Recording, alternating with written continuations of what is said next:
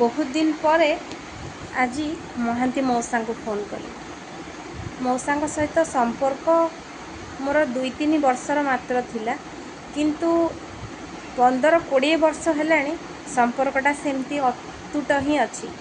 जेबे भी फोन कले ठीक बापा परी पचारि बुझंती, मारे तो देह केमती अच्छी, तू केमती अच्छु।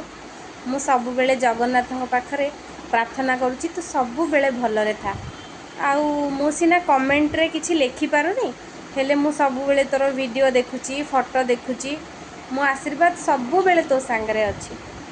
एई 2-4 पद कथा सुनिले मन काईकी के जानी कुंडे मोठे जाऊ। जा हो मौसांक मनरे मु सेतिकी भल पाइबा पई योग्य हो पारिछि। आज ठीक सेमती बहुत दिन पर मौसा को फोन करथिली।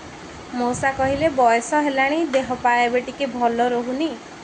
मु कहली मौसा कौन है?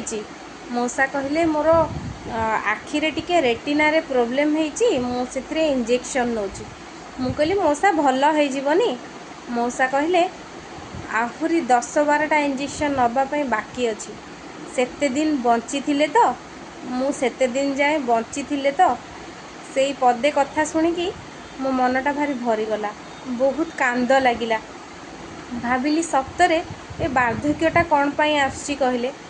आम बापा माँ माने कहीं एमती वार्धक्य आगु माड़ी माड़ी हो जाउचंदी, आ तांकु एते कष्ट रे देखिकी बेसी कष्ट आम मानक होची। बयसटा रुकी जानतानी। बापा माँ जेमती आगुरु फुर्तिला थिले, जेमती हेल्दी थिले, तंदुरुस्त थिले, सेमती आम मानक सामने सेमती रहंतेनी, भल हुंतानी। वार्धक्य तो फेरी जानतुनी।